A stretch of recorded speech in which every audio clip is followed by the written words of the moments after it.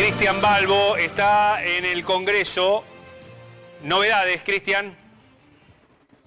Mariano, 7 horas y media lleva el ministro de Energía, Juan José Aranguren, en este plenario de comisiones aquí en el anexo de la Cámara de Diputados.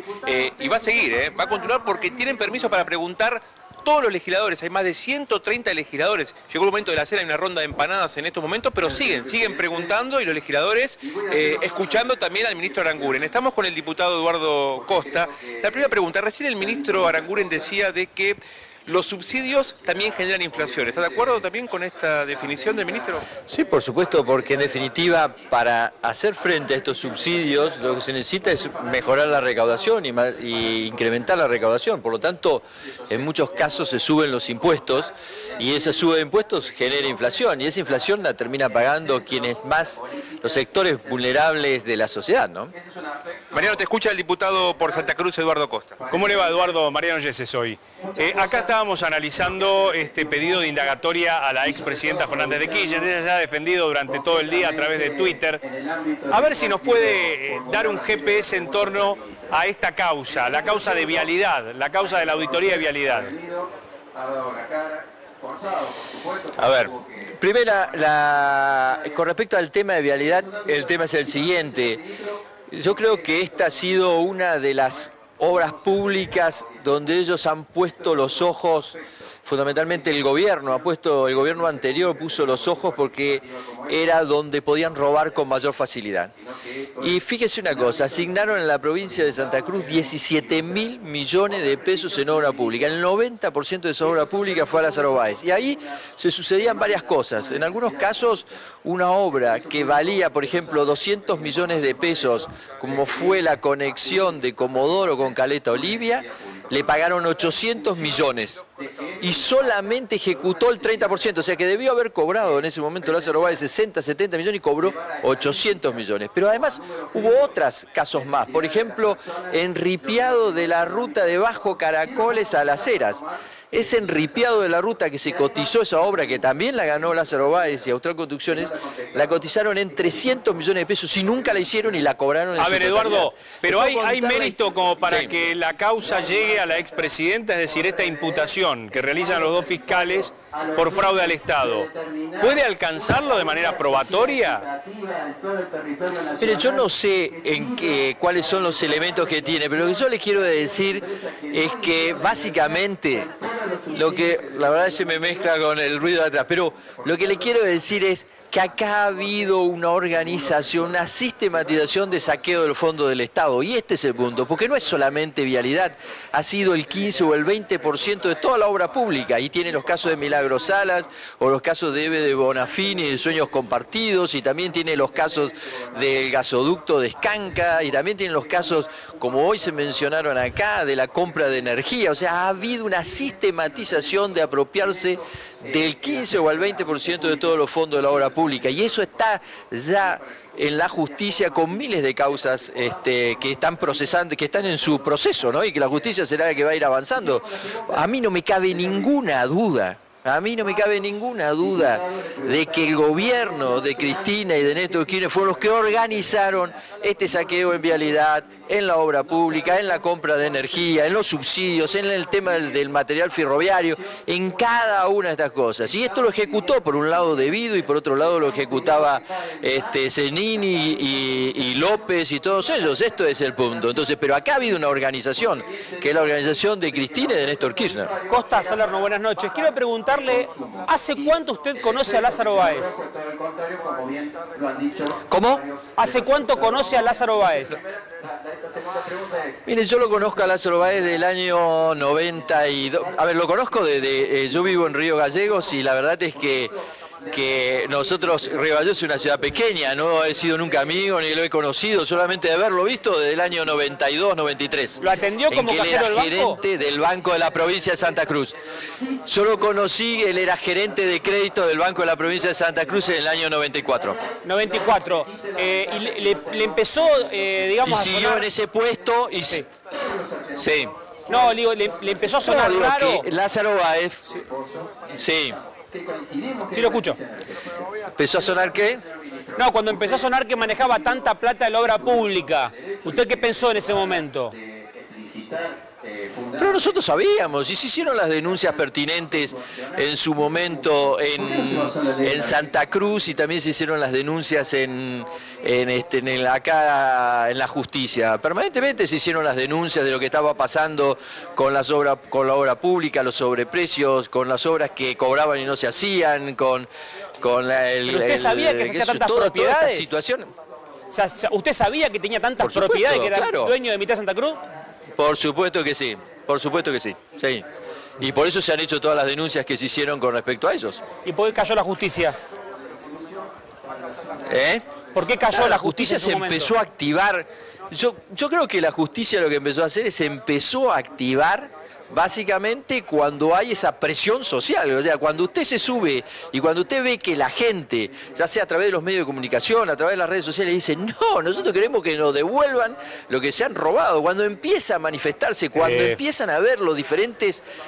las diferentes manifestaciones donde la justicia empieza a reaccionar. Yo creo que ya sea en el Congreso Nacional, donde se han votado leyes que son importantes como la extinción de dominio, por lo pronto en la Cámara de Diputados, donde el acceso a la información pública, o sea, todas acciones tendientes a lograr una mayor transparencia. Creo que hoy lo que estamos necesitando es que la justicia avance de una manera mucho más acelerada, porque la mayor parte de todos estos casos estaban en la justicia. Fíjese, ¿sabe cuántas causas tiene Julio De Vido? 135 causas penales. Qué bárbaro. 135 Mucho. causas penales. Sí, Está perseguido por 40 delitos diferentes. Por 40 delitos diferentes. Volviendo a la expresidenta, ¿cuál es la causa que usted ve es la más complicada o donde está más complicada Cristina Fernández? No le puedo decir porque no, yo no llevo un inventario de todas las causas que tiene, no le puedo decir, Ajá. Pero lo que sí le digo, ¿a usted le parece que a usted le parece o la imagina organizado este fenomenal saqueo del Estado? ¿La imagina presa a Cristina? Yo creo que la verdad espero que sí, porque ellos han sido los responsables de este saqueo del Estado. Ajá. ¿Hay algún eslabón perdido que todavía no ha sido llamado por la justicia y que usted considera que debería estar allí en el banquillo?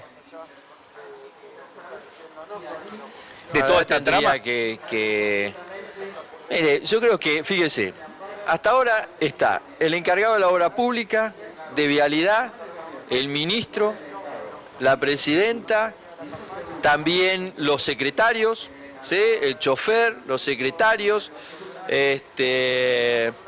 la verdad que hay una gran cantidad. No sé, la verdad tendría que hacer algún raconto, pero esto ha sido... Yo creo que hay bastantes pero que están involucrados. Le voy a hacer de abogado del diablo. Ahora, Cristina Fernández, el único procesamiento que tiene es por una causa de una responsabilidad muy inmediata, que es la del dólar futuro. Si se quiere, la causa más leve. Es decir, ningún juez hasta ahora la ha procesado ni en la causa Otesur, ni los sauces, ni en lavado K, ni... Inclusive en esta causa solamente hay un pedido de los fiscales para indagatoria. Quiero decir, a los jueces todavía les cuesta procesar a Cristina Fernández, salvo Bonadío. Bueno, yo creo que en la medida que empiece a haber aportes, por un lado, desde el gobierno nacional, desde las diferentes oficinas que van haciendo aportes, ya sea, por ejemplo, del Banco Nación, o de la UIF, de la Unidad de Investigaciones Financieras, desde la FIP, desde Vialidad, todos ellos van mostrando, desde ICRT, desde Yacimientos Carboníferos Río Turbio, van mostrando todos los casos de corrupción que ha habido en las diferentes áreas de gobierno, porque no ha habido área de gobierno donde no se hayan apropiado los recursos del pueblo argentino. Y me parece en este sentido es esto, más los avances que nosotros vamos haciendo de la Cámara de Diputados, bueno, está ahora en poder de la justicia. Y entre todos tenemos que reclamarle a la justicia que vaya avanzando, porque es la necesidad del pueblo argentino de recuperar este dinero, porque es muchísimo dinero, y además por una necesidad de justicia social, de equidad, y además para poder construir esta sociedad en función de valores, como es el de la transparencia y además el de la igualdad. Costa, José López en su declaración dijo que la plata, los 9 millones de dólares son de la política. ¿De qué política? A ver, yo creo que José López lo que hizo fue contestarle a la presidenta cuando le dijo, bueno, ¿de dónde viene? Entonces ahí le dice, viene de la política. ¿De qué política? De política de obra pública. De ahí es de donde viene, porque José López era el representante del gobierno de los Kirchner en el tema de la obra pública. Cuando él dice, viene de la política, ¿de qué política? De la política de obra pública, de la política de apropiarse del 15 al 20% de todas las obras públicas que se realizaban en la Argentina. Diputado Costa, ¿vio las imágenes del escondite de los dólares? ¿Las vio hoy? No. Bueno, acá las estamos mostrando. No vi porque estuvimos... Bueno, acá las estamos mostrando. A ver, Salerno nos va a contar, porque allí vemos si esto ratifica la indagatoria, ¿no? Lo contó José López frente al juez, le dijo, mire, ¿vio el tanque de agua que uno puede ingresar por mi habitación? Está en mi casa en el primer piso. Sí. Bueno, usted, si sube y pone una escalerita, abre una puerta y se va a dar cuenta que él lo tenía. Rafecas dijo, bueno, quiero ir a la casa a ver dónde tenía López los 9 millones de dólares. Fue, y es lo que estamos viendo hoy. Rafecas subió una escalerita, le abrieron, ahora van a ver una puerta que usted la abría y tenía ese tanque de agua, un falso entrepiso de madera y debajo estaban los bolsos. O sea, conclusión, tenía un lugar planificado para esconder plata. ¿Cuánta plata? Bueno, hasta donde sabemos por lo menos 9 millones de dólares. ¿Y la mujer no sabía? Y la verdad que si la mujer vivía ahí... Si la mujer dormía con él ahí, no sabía. Bueno, Costa, ¿qué opina del caso López, de todo lo que se ha revelado en todo este tiempo? Es toda una metodología. Así nosotros se denunciaron hace 3 años atrás como Lázaro Báez guardaba los dólares en su bodega, ¿sí? En su chacra, que después la transformó en una bodega o en una biblioteca, no sé en qué cosas. Ya desde esa es la metodología. Cuando en el caso de Miriam Quiroga, que denunciaba que Daniel Muñoz, el secretario privado, recibía los bolsones y él se los llevaba a Río Gallegos o iban en el avión. Bueno, lo que está viendo es una metodología, es de qué manera se apropiaban, de qué manera movilizaban el dinero que recaudaban de la obra pública, ese 15 o el 20%, de qué manera recaudaban el dinero que cobraban sobre las comisiones o el cohecho, por ejemplo, por la compra del material ferroviario y así sucesivamente. Esa es la metodología.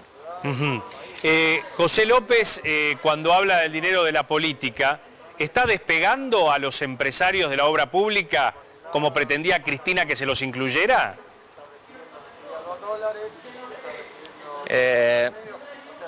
Yo creo que creo que además también lo dijo el presidente de la Cámara Argentina de la Construcción, esa era la política que existía con respecto al tema de la obra pública. O pagabas el 15 o el 20% o no hacías obra pública y por lo tanto no trabajabas.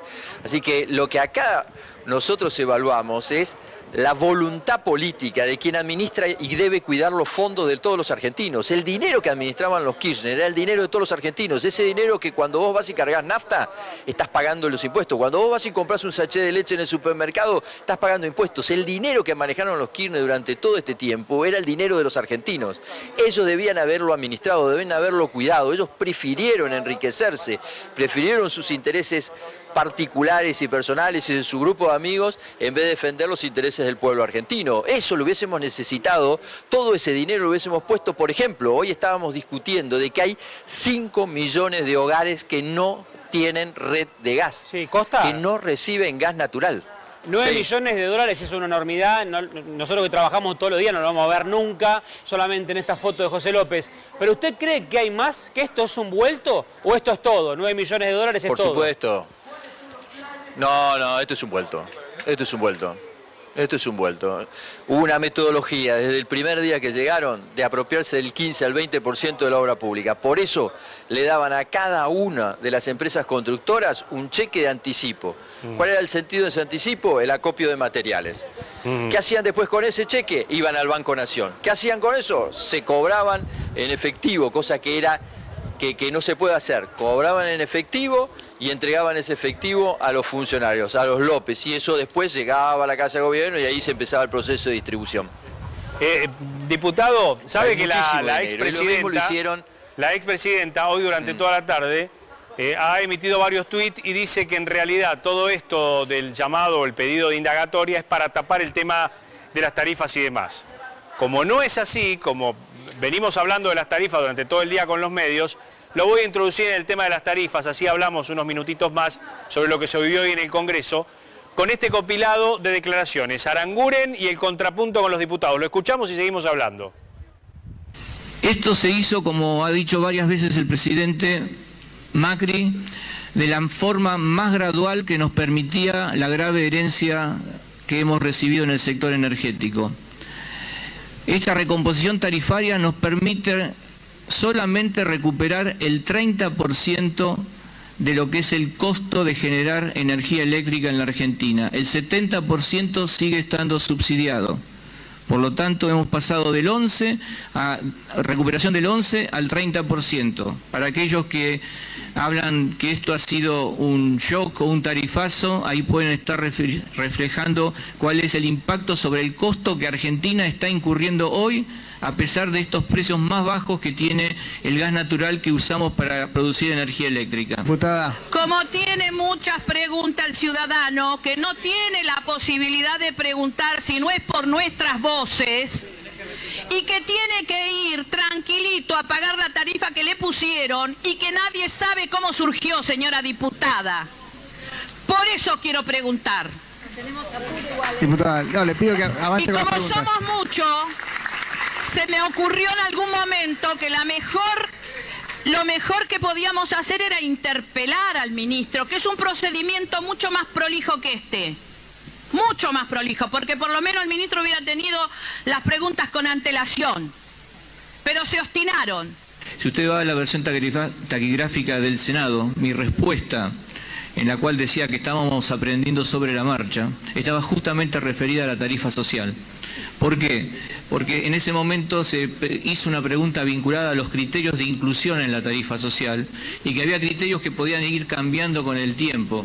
Y en ese caso mi respuesta fue, también en este caso necesitamos aprender sobre lo que estamos conociendo de a quién le impacta la tarifa social. En ningún momento yo hice referencia a que nuestra política energética era la prueba y error. A ver, diputado Costa, da la sensación de que todo esto queda dentro de la esfera política y va a ser, sin lugar a dudas, la Corte la que define esta historia, ¿no? Por supuesto, es ante los amparos que presentaron los ciudadanos y la resolución de la Cámara, bueno, lo que espera es la apelación que hizo el gobierno y esperar a ver cómo resuelve. Yo creo que hay dos o tres cosas que me parece que es importante. Hace 8 horas que el ministro Aranguren viene y responde todas las preguntas que le hicieron todos los diputados. Contesta cada uno de los cuestionamientos que le han hecho, desde el punto de vista tarifario, desde el punto de vista de la tarifa social, de la manera que se hizo el aumento, de la incompatibilidad de las funciones, que le han preguntado si había una cuestión ética en función de su actividad. Y ¿Sabe lo que pasa, diputado? ¿Sabe lo que pasa, diputado? Yo me pongo en el lugar de aquella persona que recibe la factura o que recibió una factura realmente que no puede pagar porque es más que a lo mejor lo que paga de alquiler. Y ni hablar de las pymes que han tenido a lo mejor que echar gente porque les subió de 10.000 a 80.000 el costo de la energía, que está esperando una respuesta. Y me parece que todo lo de hoy ha sido una muy buena declaración política de todos los partidos, pero la verdad es que uno no notó el volver atrás y el decir vamos a ir gradual o vamos a recalcular en el tema de las tarifas, que es el gran tema, ¿no?, hoy de economía, ¿no? Me parece que no se desprendió de este día una respuesta para el usuario. No, yo creo que se ha avanzado, fíjese una cosa, con respecto al tema del gas. Bueno, se fijó un límite y se acordó con las empresas, se acordó con las provincias patagónicas, que son las provincias proveedoras de gas. Porque en definitiva el gas, el origen del gas, los dueños del gas son las provincias patagónicas por excelencia, Neuquén, Chubut, Santa Cruz y Tierra del Fuego. Se acordó con ellas de fijar un nuevo valor del gas y se acordó básicamente también con los gremios poder definir ahí el valor del gas por un lado. Entonces, yo creo que en ese sentido se avanzó, se acordó de acotar el tema del valor del gas. Se definió el tema de la tarifa social, se amplió los valores de la tarifa social. Fíjese que básicamente de 10 argentinos, solamente 5 pagan las tarifas normales, que en ningún caso va a superar, bueno, el 80% de los casos no superan los 500 pesos por mes. Entonces, es cierto, yo creo que acá hay un punto, es cierto que hubo un aumento importante, claro que es cierto. Pero yo le quiero decir una cosa, mire, la energía cuando abunda, ¿sí?, es barata. Cuando la energía escasea, es cara. Y nos ha tocado tener una situación en producto de las decisiones políticas que tomó el gobierno anterior de encontrarnos en una situación de energía escasa. Queda claro. Gracias, diputado Costa. Es muy amable. Y gracias, Cristian Balbo, allí desde el Congreso. Muchas gracias. Bárbaro. Seguimos bueno, acá. tenemos más información ahora de último momento. Antes en A24.